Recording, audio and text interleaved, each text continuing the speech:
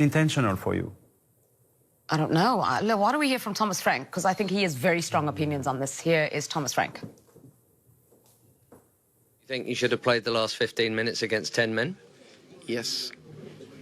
You want me to explain more? Well, you obviously feel it was a straight record. They had a long look at it, didn't they? Which probably made you think the longer it went on, perhaps this is more likely he is going to go for it.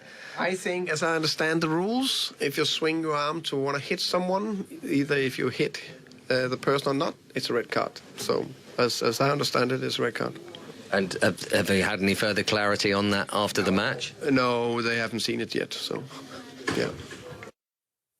Okay, so they may not have had any further clarity, but we might get some further clarity because we're joined now by former Premier League referee Dermot Gallagher. Derm, thank you so much for your time. Thank you for staying in for the late shift to help us understand.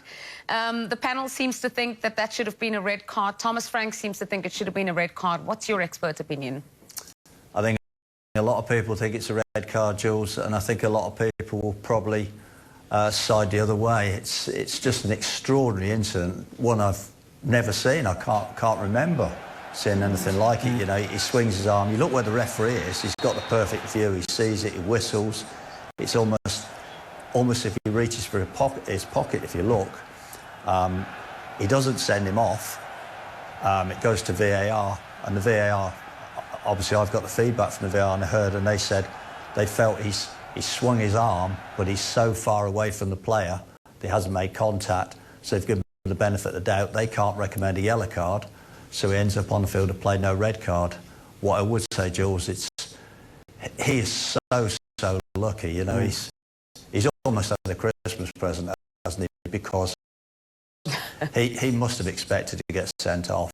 The only certainty from the whole incident, perversely, is that he will not face a ban because he can't be punished by the FA because they've seen the incident, the referee's seen the incident, the VAR's seen the incident, and they've acted on the incident. So the case is closed. When you talk about intent and obviously violent conduct, which is why he hasn't been sent off, the intent's there, though, to be violent by swinging his elbow, because I think we can all quite clearly see that intentionally he's throwing his elbow to connect, he just doesn't. Would that not come into it? Oh, 100%, Darren. You know, as I say, you know, I know the laws inside out, as you can imagine. You know, it's tools of my trade. The law says if you swing violently at a player and connect, or you don't have to connect, you know, it's an act of violence, you can get sent off. Well, they've worked on the basis, I mean, there it is in front of you, you know, an act of brutality, excessive force.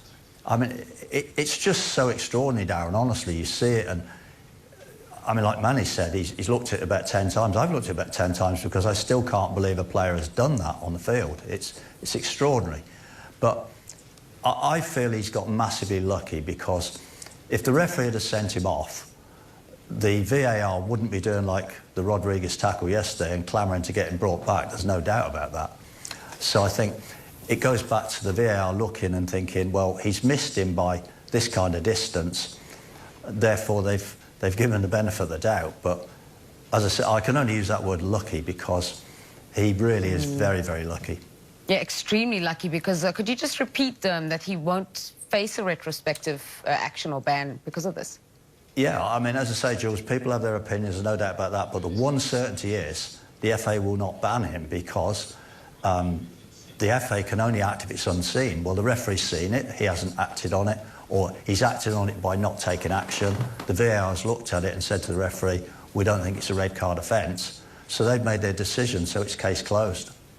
OK, thank you so much, Derm, for clarifying that for us. All right, appreciate the time of Dermot Gallagher there. The key words for me at the bottom of that graphic we just had up was, regardless of where the contact is made. So, Houston, I think we have a problem. But, I mean, the rule is clear, no? Even if I'm French, I understand, you know, what is said, you know, in the rule. So if the people in charge of it doesn't follow the rule, what do we do?